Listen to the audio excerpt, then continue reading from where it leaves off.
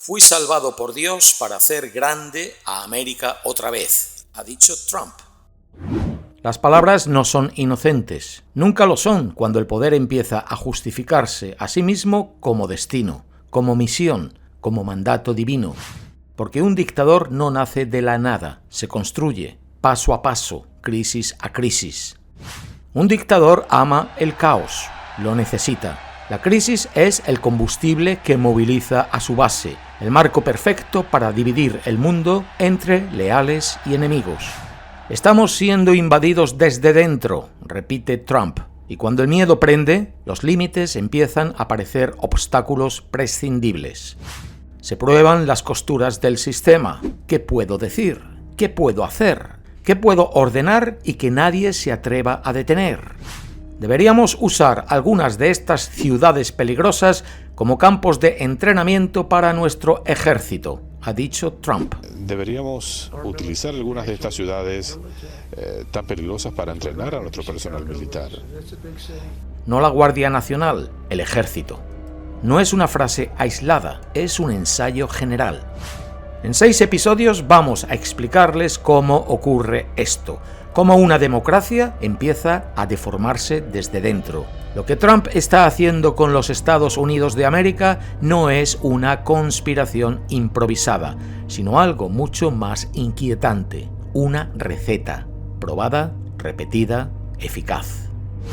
La siguió Hugo Chávez en Venezuela, la perfeccionó Vladimir Putin en Rusia, la llevaron al extremo Joseph Stalin y Adolf Hitler, y la adaptó al siglo XXI Viktor Orbán en Hungría. Los nombres cambian, el patrón no. Primero se erosiona la confianza en las elecciones, después se somete al partido. Llegado al poder, se gobierna por decreto, se doblega a los tribunales, se silencia a la oposición y llegado el momento, se tantea el control de la fuerza. Cuando todo eso ocurre, el líder se vuelve prácticamente indestructible frente a la justicia. Titulamos nuestra miniserie Trump, la creación de un dictador. 6 episodios, 6 procesos meticulosamente ejecutados y una pregunta incómoda final de cuya respuesta depende el futuro. ¿Hasta qué punto puede una democracia resistir a alguien que ha aprendido exactamente cómo romperla?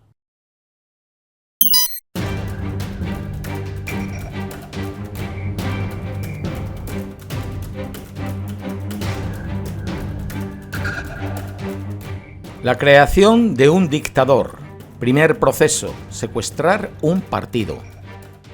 Durante décadas, la figura del dictador parecía pertenecer a un museo de horrores del siglo XX, nombres asociados a regímenes cerrados, partidos únicos y represión explícita. Adolf Hitler, Joseph Stalin, Mao Zedong. El consenso implícito era tranquilizador.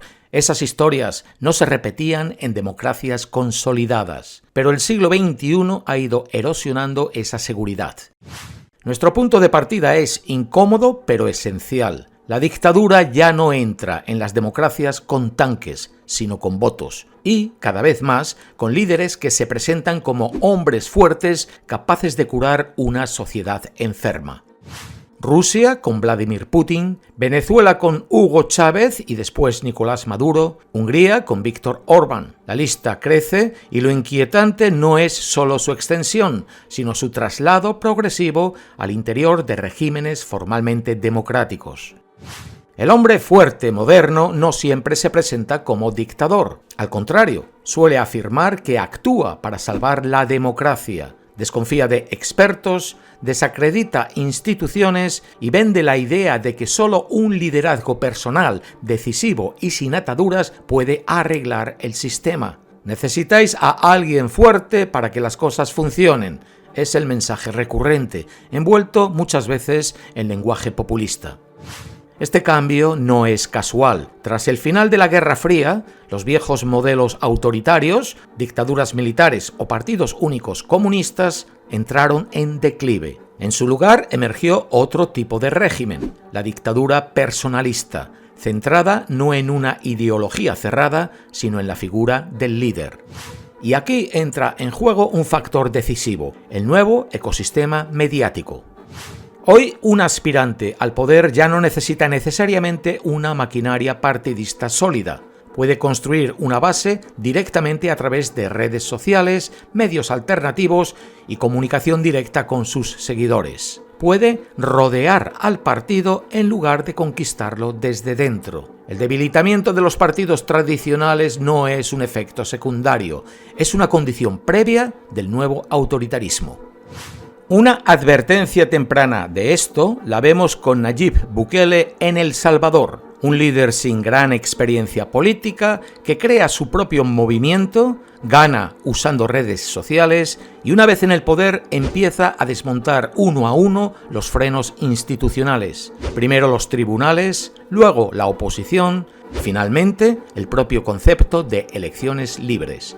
En 2026, El Salvador ya no puede considerarse una democracia funcional. Estados Unidos no es una excepción histórica. Cuando Donald Trump apareció en escena en 2015, descendiendo por la famosa escalera mecánica dorada, no parecía encajar de inmediato en el molde del hombre fuerte. Era una celebridad, no un ideólogo. Además, el Partido Republicano seguía siendo en aquel momento una estructura relativamente tradicional. Eso limitó su capacidad de acción durante el primer mandato. Pero el error recurrente fue centrar el análisis en la personalidad de Trump y no en el entorno político que lo hacía posible. Los hombres fuertes pueden ser carismáticos o grises, ruidosos o silenciosos. Lo que comparten no es el carácter, sino el contexto. Partidos debilitados, medios fragmentados y élites temerosas. El punto de inflexión llega tras las elecciones de 2020 y la insurrección de enero de 2021. Por un instante, parte de la élite republicana parece reaccionar. El entonces vicepresidente Mike Pence se niega a cruzar ciertas líneas, pero el momento dura poco. El cálculo político se impone al principio democrático. Uno a uno, los dirigentes republicanos concluyen que enfrentarse a Trump equivale al suicidio electoral. Y así comienza el efecto dominó, aceptación de una narrativa falsa, alineamiento forzado y finalmente la transformación del partido en un vehículo personalista. Para 2024 el Partido Republicano ya no es simplemente una organización conservadora, es el partido de Trump. Un cascarón ideológico, maleable, capaz de cambiar de posición según el impulso del líder. Esto, según décadas de investigación comparada, es una señal de alarma inequívoca. Cuando un líder controla su partido y su partido controla el legislativo, las barreras al poder ejecutivo empiezan a desmoronarse. Se erosionan normas, se estiran leyes, se presiona a jueces, se intimida a opositores. Todo puede hacerse de forma técnicamente legal, hasta que deja de serlo. Los episodios de disidencia interna, como el choque con Marjorie Taylor Greene, refuerzan la lección. Quien desafía al líder es ridiculizado públicamente y marginado. El mensaje al resto es claro: la obediencia no es opcional. El peligro no es solo el presente, sino el futuro inmediato. En contextos de crisis económica o descontento social, las élites tienen incentivos para manipular procesos electorales con tal de no perder el poder. Cruzada esa línea, la vuelta atrás es extremadamente difícil. Estados Unidos cuenta con dos ventajas históricas: una larga tradición democrática y altos niveles de riqueza. Ambas suelen actuar como barreras frente al autoritarismo, pero ninguna es garantía. Democracias ricas y antiguas están fallando en otras partes del mundo. La conclusión es inquietante, pero honesta. La democracia estadounidense no está blindada. Puede sobrevivir o no. Y el proceso por el cual podría perderse no se parecería a los golpes del pasado, sino a algo mucho más sutil. Un partido secuestrado desde dentro, un líder convertido en sinónimo de nación y una ciudadanía convencida de que todo eso es necesario para salvar la democracia. Proceso 2. El trabajo del arquitecto.